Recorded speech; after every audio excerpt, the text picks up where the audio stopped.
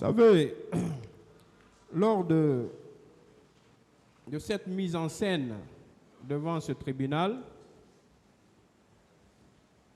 il a déclaré qu'au moment où lui, il était en train de se battre pour, si vous voulez, obtenir l'unanimité de tous les militaires au camp, que vous étiez là, vous demandiez à être choisi comme président. Est-ce que cette déclaration est vraie? C'est pas vrai. Si moi je voulais le pouvoir, j'aurais pris ce pouvoir-là avant Dadis, avant le capitaine Dadis. Il le sait. Ils sont assis ici. Si moi je voulais le pouvoir, c'était le jour où je suis rentré sur le général Conté, paix à son âme, j'aurais pris le pouvoir. Parce que le vieux, ça c'était à mon âme et conscience, il m'avait dit, il dit, mon fils, l'hélicoptère est là, aidez-moi pour que je trouve dans mon village à Gbantama, vous les militaires, ce que vous voulez faire, vous allez faire. C'est moi qui ai dit non, papa, vous resterez toujours président, parce que vous méritez. Nous, on n'est pas méchants jusqu'à ce niveau, parce que c'est vous qui nous avez mis dans l'armée. Je suis un ami inséparable de votre fils, Ousmane Conté. Je dis, moi, mon devoir, ma mission principale, c'est de signer ce document pour les militaires. Si moi, j'étais l'ambition de pouvoir, j'aurais pris le pouvoir là, avant même qu'on parle du capitaine Dadis ou de Sekouba, général Sekouba. Voilà. Merci, mon colonel. Alors,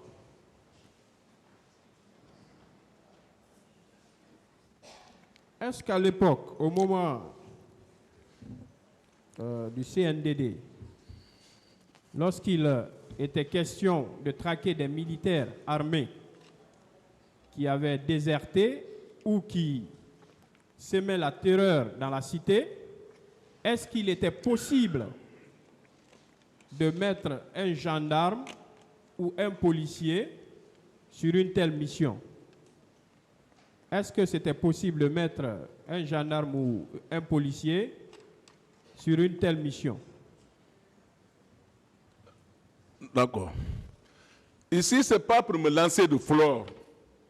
Le temps où je faisais cela, mais il y avait tout, il y avait la gendarmerie ici, il y avait la police ici. Mais je vous ai toujours dit que le peuple sera mon témoin. Et le peuple est mon témoin. Même eux, les agents, ils sont mon témoin.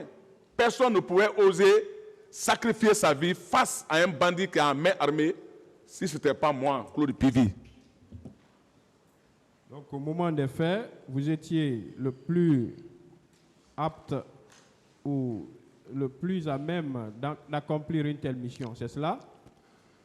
J'ai été toujours apte. Oui ou non? Oui. Voilà. Alors, mon colonel,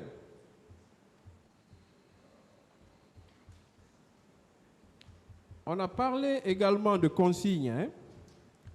On disait hier que vous auriez ignoré des consignes données par le chef d'état-major d'alors, interdisant aux militaires, aux hommes en uniforme, de porter leur tenue et de se balader dans la rue à Conakry, c'est-à-dire le jour du 28 septembre. D'accord? Est-ce que vous releviez du chef d'état-major d'alors? Est-ce que vous releviez de lui? Moi, je ne relève pas du chef d'état-major, je relève du président. Vous releviez donc du président? Oui. Les consignes données par le chef d'état-major, est-ce que ces consignes-là, vous étiez dirigé à l'époque? Non. Donc ces consignes ne vous étiez pas destinées, c'est ça? Ce n'était pas destiné à mon niveau. Ce n'était pas destiné à vous ni à vos hommes? Oui. C'est la raison pour laquelle d'ailleurs vous avez été à Manéa ce jour. C'est ça justement. Avec votre équipe. Bien sûr. Pour accomplir une mission spéciale du président. Spécialement pour le président. Pour le président, n'est-ce pas? Oui. Parce que vous releviez du président, c'est cela? Directement. Merci. Alors, Nous allons revenir sur les horreurs parce que on a l'impression de faire passer par devant ce tribunal votre incohérence. Ils disent qu'il y a une incohérence dans vos propos. Étant militaire de formation, est-ce que l'heure ou la maîtrise de l'heure est un sujet qui vous préoccupe? Reprenez la question. Je voudrais dire, est-ce que lorsqu'un militaire dit par exemple, je suis arrivé tard la nuit, est-ce qu'il a forcément besoin de connaître l'heure à laquelle il est arrivé? Non, bon, c'est pour ça que je dis que je suis rentré tardivement. Vous êtes rentré donc tardivement à Conakry. Voilà. Est-ce que ce n'est pas parce qu'on voulait forcément écrire que vous êtes arrivé à 22 heures, qu'on vous a amené à dire 22 heures?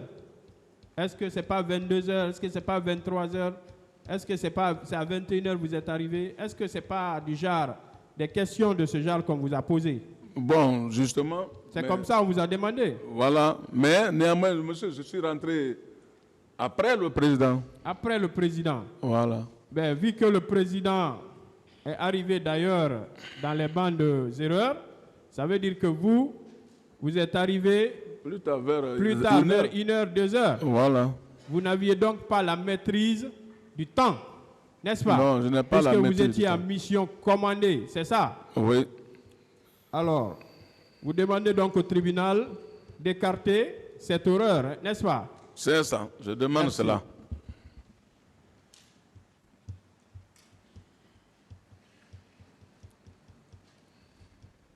Mon colonel,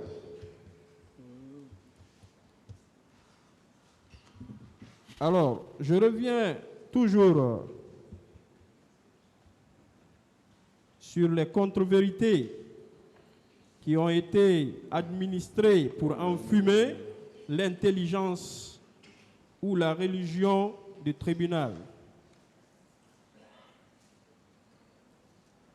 Est-ce que, mon colonel, celui-là qui a eu le courage de débarquer et de reconnaître ici, par devant ce tribunal, chez l'homme d'affaires reconverti aujourd'hui en politicien, Elhadji Mamadou Sylla, de mettre toute sa famille en hold-up,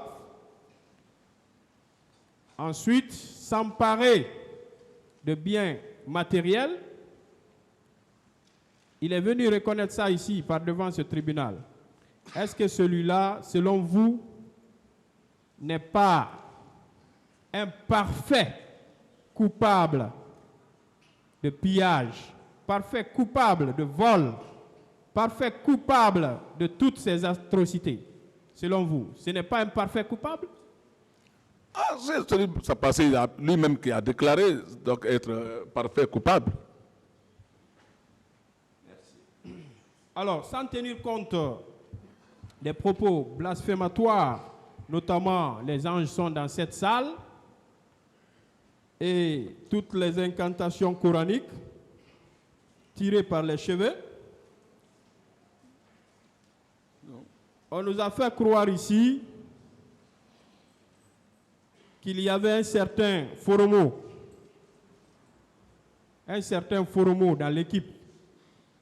Parce qu'on a d'abord commencé l'enfumage par les versets coraniques, faire croire que nous étions un saint des saints, nous sommes un pieux, quelqu'un qui adore Dieu, mais plus loin, puisque on le dit souvent dans notre jargon que le crime n'est jamais parfait, c'est la même personne qui nous déclare ici qu'il y avait un certain Foromo et que c'est ce dernier qui aurait procédé. Oui. Je veux me mettre en l'aise.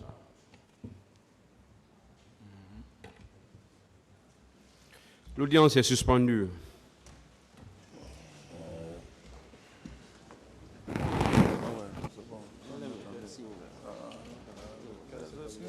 là, mais je ne voyais pas. Ah, d'abord, on n'a pas compris.